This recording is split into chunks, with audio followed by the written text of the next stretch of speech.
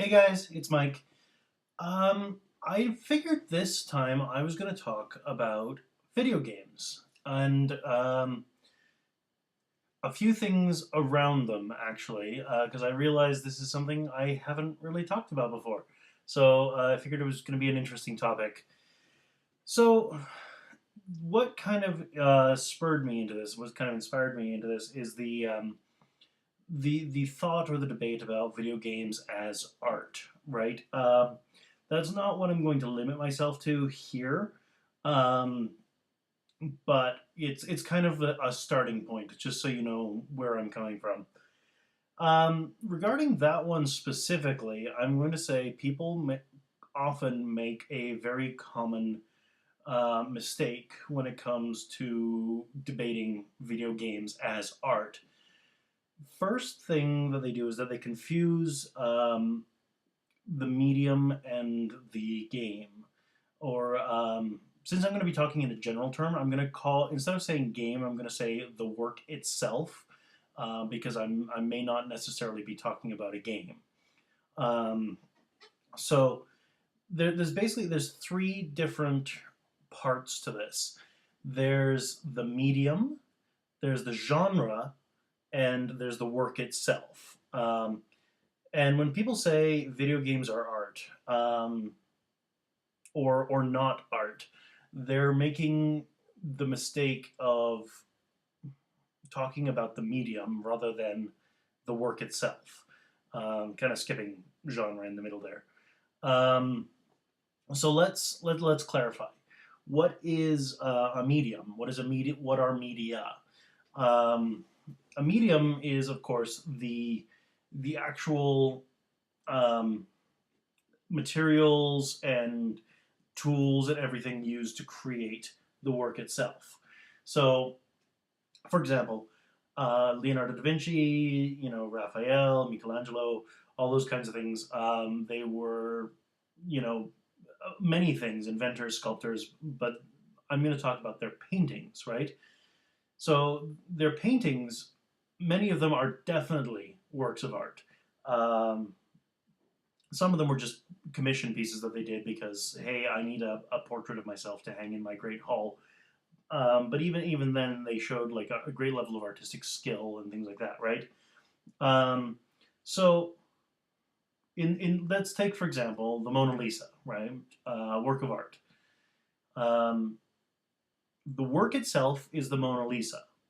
The genre is portrait. I mean, Leonardo da Vinci painted many things. He painted this one in particular was a painting of a person, therefore a portrait. Um, so Mona Lisa is the work itself. Genre is a portrait. The media is a painting, right? Um, take another example. Beethoven's Fifth. Beethoven's Fifth is the work itself. The genre is symphony. It's a symphony. The genre, sorry, not the genre. The media is um, orchestral music, right? Or music if you want to get even more broad. Um, so how does this apply to video games? Let's take a video game, which is let's take a video game which is widely regarded to be a work of art. You know what? Let's not go with one that is universally considered a work of art because there's nothing that's universal in this world. No matter what I say, somebody's going to argue with it. Um, I'm going to say a game series I love, Mass Effect. And let's talk about Mass Effect as the example here. Um, so Mass Effect is the work itself. It is the game. It's actually a trilogy of games, but it is the game that is in question, right? So what genre is Mass Effect in? What genre is Mass Effect? Mass Effect is a science fiction role playing game, right? Um, so it's kind of role playing game is kind of a super genre which contains other subgenres, right? Because you can have a fantasy role playing game, you can have a science fiction role playing game, you can have a medical role playing game if you really wanted to. Um, so then, what is the media? The media is video game, right? So Mass Effect is the work itself. The genre is science fiction role playing game, and the media is video game. Now, does the fact that Mass Effect, or is the fact that Mass Effect is a video game, make it art? That was really weird wording, but you get what I mean. Um, no, the fact that it's a video game does not make Mass Effect art. In much the same way, while the Mona Lisa is a work of art, definitely, if I paint a wall purple, does that make that wall a work of art? No, it's paint on a surface. You can use paint to do anything, including art, but not just because you've used paint doesn't make it art. In much the same way, um, you know, a video game, just because it's a video game, does not make it art. Um, so, what does make it art? What makes it art is the fact that it pushes boundaries, it um, causes independent thought, it questions, um, you know, institutions. Um, it makes an emotional connection. There's all these kinds of things that do make it art, and I'm just listing a few of them here. All of them put together, like it is gorgeous visually. The audio behind it is very very well done, and all of these things definitely contribute to making the game, the media, art. But not the fact that it is a video game. I mean, look at something like a fighting game where it is literally nothing more than two people beating each other up. Um, I personally wouldn't consider that art. I mean, it's like those kids' toys, like Rock'em Sock'em Robots or whatever it was, where you just had like buttons and you pushed, and eventually one of their heads popped up when they were defeated. I mean, I wouldn't call that art. That's a toy, right? Now there may be artistic elements of a fighting game. Maybe the artwork, the visual style is fantastic, and that is definitely worthy of recognition. But the point remains, the fact that it's a video game does not automatically and instantly make it art. In the same way, putting paint on a flat surface like a wall does not make that wall art, um, nor does putting a bunch of junk in a pile in the middle of the room make that art, right? Um, Now, if they've done something special with it, then great. That pile of junk, or that fighting game, or that painting could very well be art, but not just because, right? For example, I'm aware of art installations where there's what looks like a pile of junk, but there's a light like on the floor, and when the light shines at the pile of junk, it makes a shape in the shadow on the wall of maybe like two people kissing or something like that. That would make it art, um, but not the fact that it's just a pile of junk on the floor. Um, the other, like a great example of this is the Dadaist art movement. For those of you who don't know, Dada art is, I can't remember which war. I think it was World War I, maybe. Um, that rough time frame, um, where a lot of Europe was engulfed in war. A lot of artists basically gathered in Switzerland. Switzerland being a neutral country, the artists wanting no part of the war. So they gathered in Switzerland, and when you get like all these artists just fleeing to Switzerland just to have no part of a war. Switzerland's not a huge country, so they meet and they start discussing, and I mean a lot of them kind of knew each other, but basically you had this massive concentration of artistic minds that all kind of came together, and they came to a realization throughout its entire history. Art has always questioned the institution, be it governments or religion or any number of seemingly unquestionable institutions.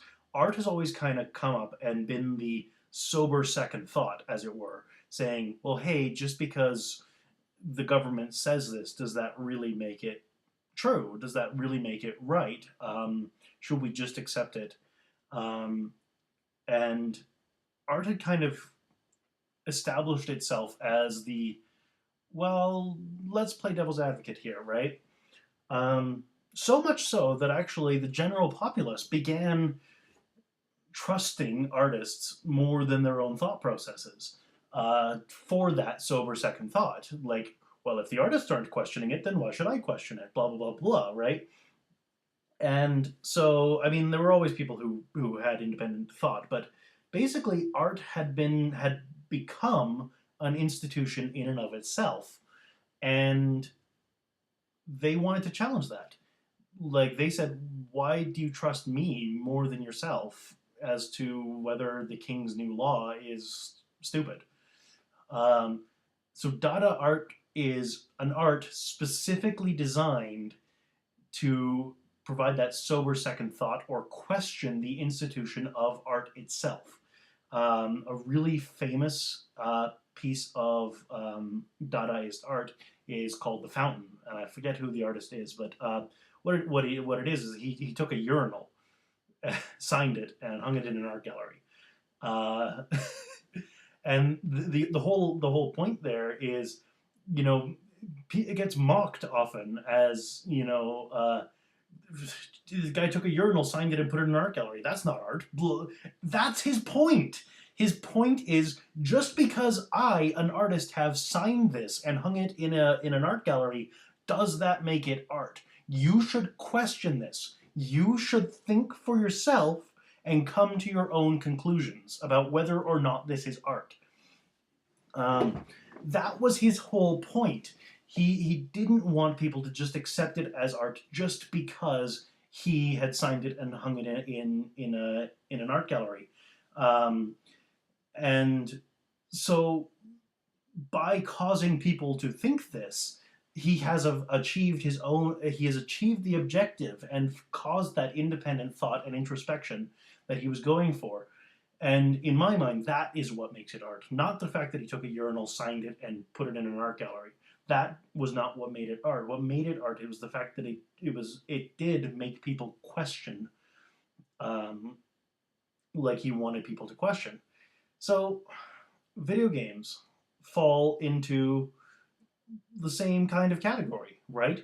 You can have like a cheap sketch that you get from like a street vendor. Is that art? Maybe, right? But maybe not, right? You can get the Mona Lisa. Well, if you can afford to buy the Mona Lisa, then hey, can we be friends? But no. But like, just in the same way, there are varying levels. There are also varying levels of art in video games, right? I consider Mass Effect to be art because of the, for one, the phenomenal story, right? But also just the visual style. Like I said before, I'm not going to repeat it all over again. So that then, so yes, there's a difference between media, genre, and the work itself. Let's, for the time being, let's forget about the video games, which are most definitely not art, right? Or and which ones those are is entirely subjective, as I believe all art is. Art is a subjective thing. Just because I consider something to be art does not mean that it it is art. If you and I both agree that it is art, then hey, great. In the context of the discussion between the two of us, it is art. But art is not an absolute. So let's ignore the ones that are not art and talk specifically about the ones that are. What makes video games really, really interesting from an artistic perspective is that it offers something that not many art forms in the past have ever been able to offer before, and that is interactivity. Um, and those games which are striving to be art um, and by their very nature include interactivity, um, people have begun to question whether video game is the right phrase to use for them at all, right? Because, well, what is a game, right? A game is something that is fun and entertaining and often, in the grand scheme of things, meaningless. But uh, there have been a lot of games recently because people have started to explore this concept of video games as art and what they can do with it. For example, um, one that came out a couple years ago and has received amazing levels of attention as far as its artistic merits is a game called Spec Ops: The Line. Um, if you take it as it's one of those gritty modern military shooter games like Call of Duty or Battlefield, and if you take it under that premise, but it's not a good game, right? It's not as polished or refined or robust or anything like that as the other AAA titles because I think it was Jaeger Games that made it. Just didn't have the budget to compete with those kinds of AAA titles. So they chose to pursue more the artistic route. Is it a fun game? No, it's actually not. Um, is it a good game? Absolutely. I haven't played it myself, but I have seen clips. I have watched a former roommate play it. Um, and my God, is it amazing! Um, it is actually like not fun, but thoroughly, thoroughly engaging, um, and full of metaphor. Absolutely chock full of metaphor. So, would I call it a game? No, no. It is not a game under the definition we've already established. But we still call it a video game because we don't really have a better phrase for it. Some people are kind of like a lot of people are actually beginning to realize this that video game is not the universal term that applies to all of this that we thought it was. Back when it really started being used, like in the 80s and 90s, or the 70s or 70s is a little bit questionable, but really 80s and 90s is when it really took off. But so what is a better phrase? Some people have suggested the term interactive experience. And interactive experience is definitely a very accurate term, a very accurate phrase that describes it very, very well. But it's not catchy. And it's not ever going to take off as a universally accepted title. Uh, People in general, when it comes to linguistics, always want to reduce the number of syllables that they say. My name is Michael. Most people call me Mike. Why? It's one syllable instead of two. Video games, 3 syllables in total. Sorry, 4 syllables in total. Video game. Um, Video has 3 syllables. Game has one. What do we call them? Games. We don't call them video games every time. We've cut it down from 4 syllables to one. Interactive. That's 4 syllables right there. Experience. Experience. Yes. 8 syllables total. People are not going to say 8 syllables in casual conversation as a title of something that they want to refer to as much as people refer to video games. Um, Also, take for example the gamer. People have taken that as an identity. I am a gamer, right? I am one who experiences things interactively. It doesn't translate well into a title. So I don't think interactive experience is the phrase that's going to be the one we settle on, just because it's too long, it's too formal.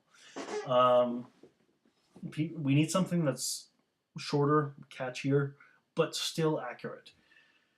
So what interactivity is? It's all well and good, but what does that offer that something like a movie or a live stage production doesn't? The short answer is immersion. Immersion is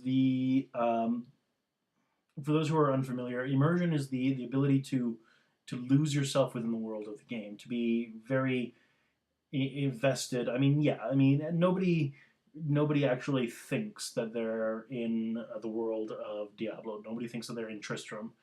In the world of Mass Effect, nobody actually thinks that they're there on the Citadel.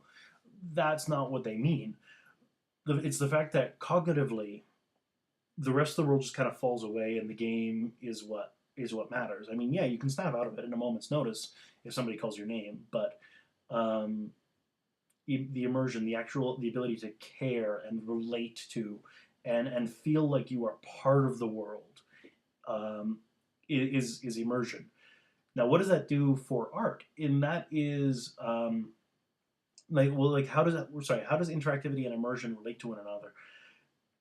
Interactivity can go a hell of a long way in creating immersion, in that your choices actually matter. If a game is well constructed, the choices you make while playing the game actually change the world of the game. And if you are immersed in the world, that is a big deal. That is huge. That creates far more buy-in and investment from your audience than you can in any other way. Um, and what does that do for art? It means people are going to care about that art. It means that they're going to care about that world. They're going to put a lot of thought into the decisions. Um, and you can play with that by specifically not giving them the time to put a lot of thought into that. Make them make a snap decision. That panic that comes with having to make a decision on a very short time frame, if you care about the world, is an amazing experience. And you don't get that from a movie. On a movie screen, you're a passive participant. What you do or say or choose or think isn't going to affect what happens next in the movie at all.